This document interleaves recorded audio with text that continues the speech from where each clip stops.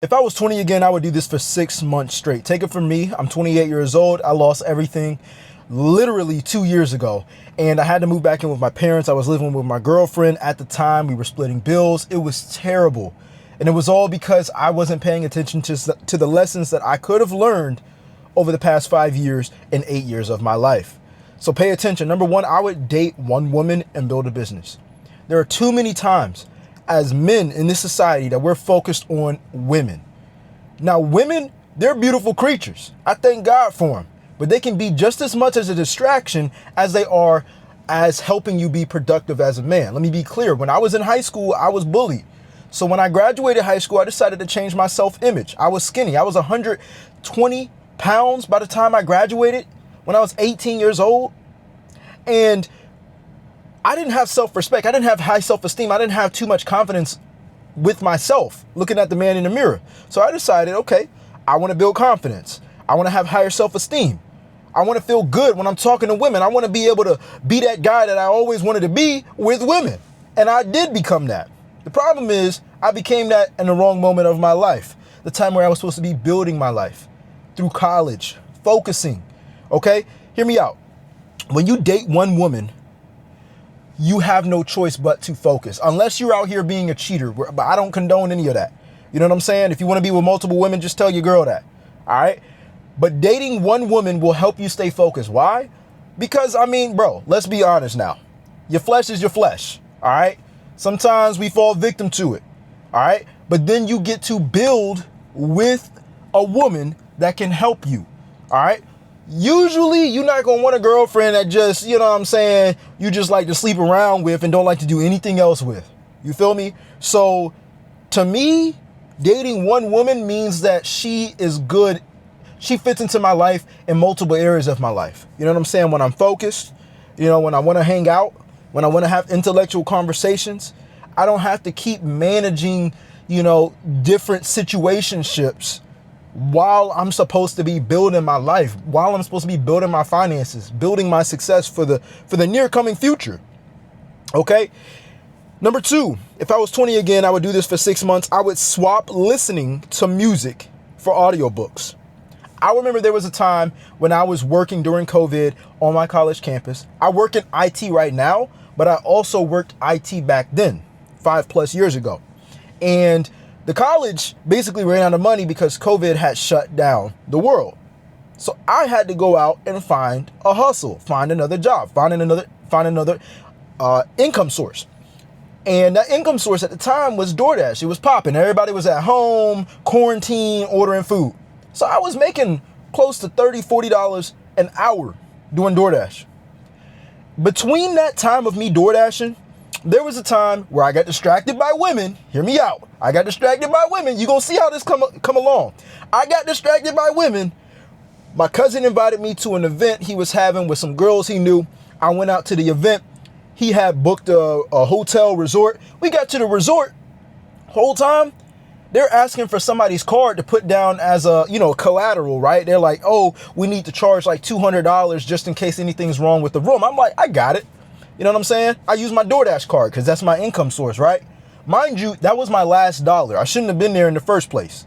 But nevertheless, I swiped my card. They're like, excuse me, Mr. Askew, we can't take this card because it's a prepaid card. I'm like, man, okay. So using my mindset, I'm like, well, let me just take the money off the card and then pay one of the girls.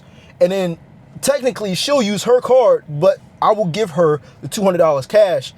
And once they refund the $200 to her card, she'll give me back the $200, whether Cash App or cash. It don't matter, but it's supposed to be a refund, right? Whole time, bro, the hotel gave the girl the refund, but she did not want to give my $200 back. You feel me? And that pissed me off. So in that moment, I'm like, I spent my last dollar trying to hang out with women. I done spent my money that I worked so hard for doing DoorDash, and I'm out of everything that I earned. And so at that moment, I had the feeling of regret. And I asked myself the question, what could I have done with the $200 besides spend it on potentially being with more women? And you know what that answer was for me?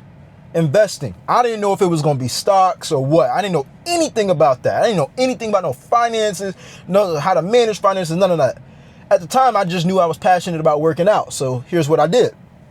I invested into a mentorship that was about $400 a month. That mentorship taught me how to create content online. I made a killing. By my third month, I was up about $4,000 a month. And that was about 2 to 3 times my monthly income from what I was making at my old IT job. All right. So number 2, swap listening to music for audiobooks. Why do I say that? Because in that moment of door dashing, once I got my $200 invested or my $400 invested into that mentorship, I fell in love with learning, because now learning meant I can make more money. And I feel like that relationship between listening to audiobooks or reading books in general was kind of started off on the wrong foot, because in school, like elementary school, or let me say middle school and high school, we start reading books that really you don't think are relevant in the real world. And most of the time they're not. We're reading about history when you need to be focused on the now, because that's what you can control. And once I invested into myself, I fell in love with learning. I heard about books. I heard about reading or listening to audiobooks. That's all I could do when I was door dashing, is listen to audiobooks. And it's gotten me so much knowledge on business, on content creation, and basically how to talk. You know what I'm saying? Communicate, how to exchange value, how to stop trading my time for money, how to manage money, how to invest money, how to save money. And finally, number 3, guys, if I was 20 again, I'd do this for 6 months, is read the book Trash Man to Cash Man. Now, I'm going to link it down below, but before you click the link, okay, it is an affiliate link, number 1. But before you click the link, I want to give you a little backstory about how I found out about this book. This was another mentor that I had invested in. I paid about, I think, $200 or so to attend his seminar. And I didn't know what I was going to get out of it, because it seemed like it was just like everybody was showing up to it, right, online. But here's the thing. I learned an important concept on how to divide my money every time I get paid. And I promise you, this is why I have other videos where I'm like, how to save your first $5,000, how to save your first $1,000, even without a high paying job. But I was making $16 an hour when I was able to save my first $3,000. So that book taught me so many principles about how the wealthy look at money, how the wealthy think about money, how the wealthy think about success, think about business, circulate their money before they pay their bills, all of that. How to leverage credit, a lot. It's very, very, very easy to understand. I read the book, I think, twice. You know what I'm saying? So those are the 3 things that I would do if I was 20 again. Hopefully this helped you. Let me know what you think in the comment section down below. What was your biggest takeaway? All right. I'll see you guys on the next video. I love y'all. I'll see y'all. Peace. I'm out.